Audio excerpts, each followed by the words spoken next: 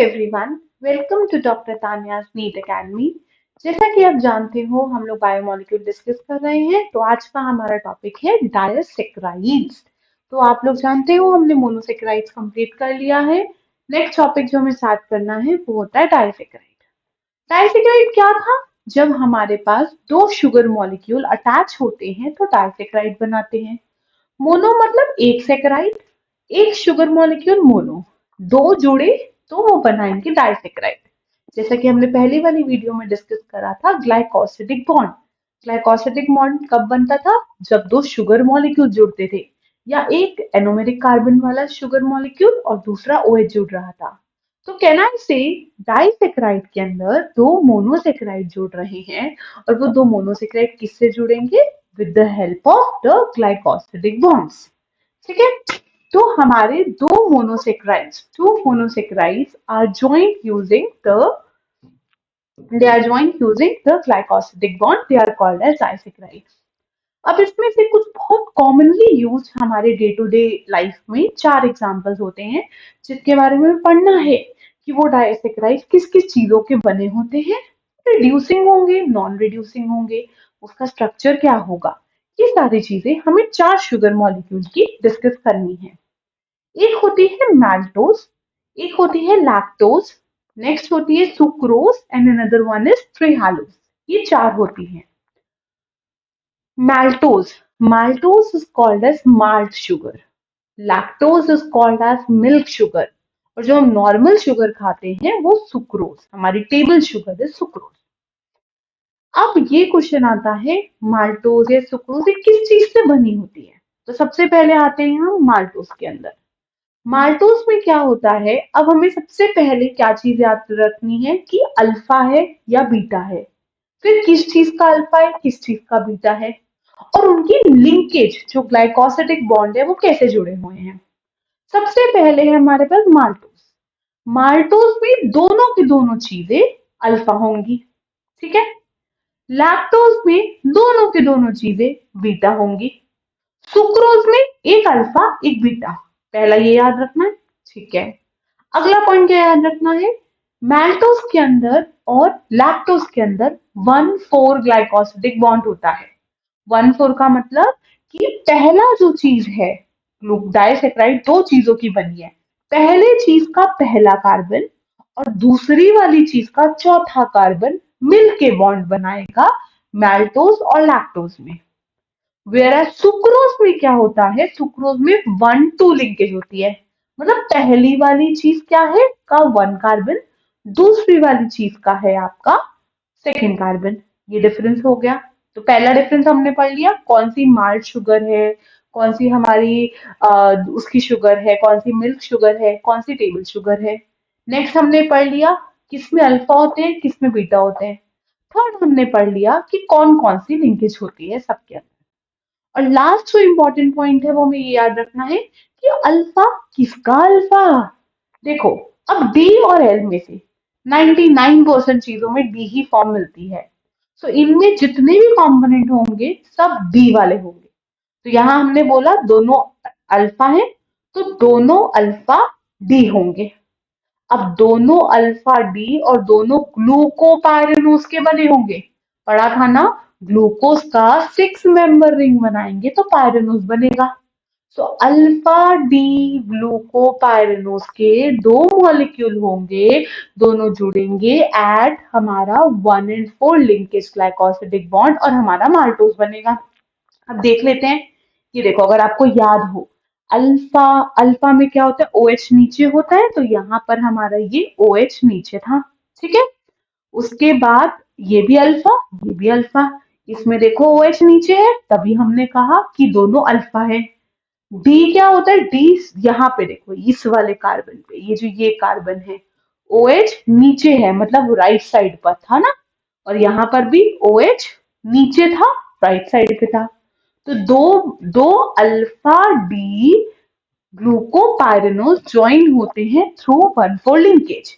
ये पहला, दूसरा, तीसरा, चौथा, पांचवा, छठवा। अब इधर चलो, 1 2 3 4 5 6। तो हो गया ना 1 एंड 4 लिंकेज। और कौन सी लिंकेज है? ग्लाइकोसिडिक लिंकेज है। अब अगर आप से पूछे बॉन्ड कौन सा है भाई ये, तो देखो ऑक्सीजन, इसके इधर भी कार्बन, इसके इधर भी कार्बन, तो COC वाला बॉन्ड होता है ईथर बॉन्ड। तो हमारा glycosidic bond is a ether bond. अगला क्वेश्चन आता है reducing sugar, non reducing sugar. क्या समझाया था? अगर एनोमेरिक कार्बन फ्री है, एक भी एनोमेरिक कार्बन फ्री है, तो वो हो जाएगा reducing sugar. Anomeric carbon free नहीं है तो नॉन रिड्यूसिंग। इसके अंदर ये पहला वाला एनोमेरिक कार्बन था, ऑक्यूपाइड है, नॉट फ्री। लेकिन यहाँ चलो, यहाँ पर ये एनोमेरिक कार्बन का OH फ्री है ना, तो ये हो जाएगी reducing sugar. So my lactose is mild sugar and it is reducing sugar. I hope it is clear. अगला चलते हैं लैक्टोज पे। लैक्टोज क्या बोला? दोनों के दोनों बीटा है, पहली चीज। लिंकेज कौन सी है? 1,4। उसमें दोनों पायरेनोज से ग्लूकोपायरेनोज, इसमें भी दोनों पायरेनोज है, लेकिन इसमें पहले आएगा गैलेक्टोपायरेनोज, दूसरा आएगा ग्लूकोपायरेनोज। ठीक है? तो गैलेक्टो ग्लूको, अगर किसी को याद हो, हमने अपने फर्स्ट सेकंड लेक्चर में पढ़ा था, glucose and galactose are epimer of each other. उनका जो चौथा कार्बन होता है उसके ऊपर OH और H अपनी पोजीशन को चेंज कर देता है ग्लूकोज से। जो ग्लूकोज की होती है उसकी ऑपोजिट पोजीशन फोर्थ कार्बन पे होती है गैलेक्टोज। तो अब अगर आप देखोगे बीटा डी, हमने कहा था दोनों बीटा डी है, beta D galactopyranose are joint with beta D glucopyranose using 1,4 linkage. तो अगर आप यहाँ देखो, अब हमारे बीटा है, बीटा में क्या होगा? OH ऊपर होना चाहिए। इधर भी देखो, ये भी बीटा है, इसका भी OH ऊपर होना चाहिए। तो ये OH और इसका ये 1, पहला वाला, इसका 1 2 3 4, 4 वाला बना। और ये बॉन्ड कैसे बनता था याद है ना? माइनस वाटर, वाटर माइनस हो जाता था, तो I can say it is a dehydration reaction. Hydration मतलब पानी, डी मतलब पानी का निकलना। तो पानी निकलता है तब हमारा ग्लाइकोसिडिक बॉन्ड बनता है। तो यहाँ पर क्या हो गए? Beta D galactopyranose and beta D glucopyranose. Pyranose है ना, देखो भाई है ना, दोनों के दोनों 6 कार्बन बने रहे, दोनों है, ये मिल्क शुगर हमें पता है। अब यहाँ पे पहला कार्बन तो ऑक्यूपाई है, बट इसका भी पहला कार्बन फ्री है। पहला कार्बन नहीं, हम वो बोलते हैं जो कार्बन एनोमेरिक कार्बन होता है, मतलब जो carbon C double bond O से बना है। तो ये C डबल बॉन्ड O से बना था, ये फ्री है। तो I can say that it is also reducing in nature. अब चलते हैं तीसरे कंपाउंड के ऊपर, विच इज सुक्रोज। अब इसमें अल्फा और बीटा आएगा। मैल्टोज में दोनों अल्फा, लैक्टोज में दोनों बीटा। इसके अंदर एक अल्फा एक बीटा। इसके अंदर ग्लूको है और फ्रक्टो है। फ्रक्टोज F से स्टार्ट होता है, तो फ्रक्टो का फ्यूरेनोज और ग्लूको का पायरेनोज। तो ये होता है alpha D glucopyranose and beta D fructopyranose. And कैसे बना है? Through 1 and 2 linkage. और ये हमारी टेबल शुगर है। अब देखो भाई, यहाँ पे ये 1 था, ये 2 था, ठीक है? तो ये 6 मेंबर की रिंग है, तो पायरेनोज, ये ग्लूकोपायरेनोज हो गया। ये 5 मेंबर की रिंग है, फ्रक्टोपायरेनोज हो गया। अब इसके अंदर ये इसका, अगर आप इधर से देखो, अगर आपको याद होगा, फ्रक्टोज के अंदर क्या होता था? सबसे ऊपर fructose was a keto sugar. अगर थोड़ा सा रिमाइंड करो, जब कीटो शुगर थी तो CH2OH, C double bond O, 1 2 3 4 5 6, और OH H OH OH, OH की जगह चली गई H OH OH, और बची हुई जगह पर CH2OH था यहाँ पर, और इधर था OH, इधर था H, इधर था H। अब क्या है? फ्रक्टोफ्यूरेनोज। तो ये वाला कार्बन टूटेगा ना, तो यहां से 1 2 3 4, इनके बीच में हमारा बॉन्ड बना था, अगर आपको याद हो। तो ये आपका पहला कार्बन, ये दूसरा कार्बन। तो ये जो कार्बोनिल कार्बन वाला है ये दूसरा कार्बन और पहले पर CH2OH लगा हुआ है। तो अब अगर आप देखो इसका एनोमेरिक कार्बन और इसका भी तो एनोमेरिक कार्बन वाला ही तो OH ने बॉन्ड बनाया। तो दोनों एनोमेरिक एनोमेरिक कार्बन बॉन्ड बन गया। So it is a non reducing sugar. ये नॉन रिड्यूसिंग शुगर है, मतलब बेनेडिक्ट या फेलिंग रिएजेंट डालेंगे तो रेड कलर का कपरस ऑक्साइड नहीं बनेगा। तो दिस इज माय डिफरेंस। ये हो गए सबसे कॉमन थे तीन। उसके बाद हमारी एक और यूनिट आती है जिसे कहते हैं हम ट्रीहैलोज। ट्रीहैलोज क्या होता है? जो इंसेक्ट्स होती है ना, ये यहाँ के लिए इतना इंपॉर्टेंट नहीं है, पर जब आप एनिमल किंगडम पढ़ोगे ना वहां पे आप एक टर्म पढ़ोगे इंसेक्ट्स के अंदर होता है haemolymph. Haemolymph, haem plus lymph, या वहां पढ़ोगे इंसेक्ट्स में। तो जो इंसेक्ट्स होते हैं ना उनका जो हीमोलिम्फ होता है उसके अंदर ट्रीहैलोज प्रेजेंट होता है, जो उनका primary source of sugar molecule होता है। वहां पढ़ोगे, वहां से अभी इसको लिंक कर लो कि ट्रीहैलोज एक डाइसैकराइड शुगर ही है। ठीक है, लेकिन इसमें क्या होता है, इसके अंदर हमारे दो, अब सारे के सारे तो डी हैं, इसके अंदर दोनों के दोनों अल्फा होंगे, दोनों के दोनों अल्फा होंगे। और इसमें ग्लूकोपाइरेनोज, दो डी ग्लूकोपाइरेनोज बने हैं। अब याद करो, alpha D glucopyranose plus alpha D glucopyranose, क्या वो मैल्टोज था? हाँ, वो मैल्टोज था। फिर इसमें और उसमें क्या डिफरेंस? जो माल्टोज था उसमें 1,4 लिंकेज थी, यहाँ पे 1,1 लिंकेज है। इसका मतलब पहला, दोनों ग्लूकोपाइरेनोज है मतलब दोनों एल्डोज है, दोनों के फर्स्ट फर्स्ट कार्बन एनोमेरिक थे। मतलब अगर ये याद रखना, एक हिंट है आपके लिए कि जो आपके एल्डोज शुगर होती है उनके फर्स्ट फर्स्ट वाले कार्बन दोनों एनोमेरिक होते हैं, और जो कीटो शुगर होती है उसके सेकंड कार्बन एनोमेरिक होते हैं। तभी आपने पीछे वाले केस में देखा था कि फ्रक्टोज का 1,2 लिंकेज थी और उसका 2 एनोमेरिक था, तभी वो नॉन रिड्यूसिंग था। तो क्या डिफरेंस हुआ मैल्टोज और ट्रीहैलोज में? दोनों सेम कंपाउंड से बने होते हैं, बट क्या डिफरेंस होता है, ट्रीहैलोज के अंदर 1,1 लिंकेज होती है और आपके मैल्टोज के अंदर 1,4 लिंकेज होती है। एंड दैट्स वाई यहाँ पे 1,1 है तो ये नॉन रिड्यूसिंग हो गया, वो आपका रिड्यूसिंग था। तो ये सबसे कॉमनली यूज हमारे डाइसैकराइड्स होते हैं।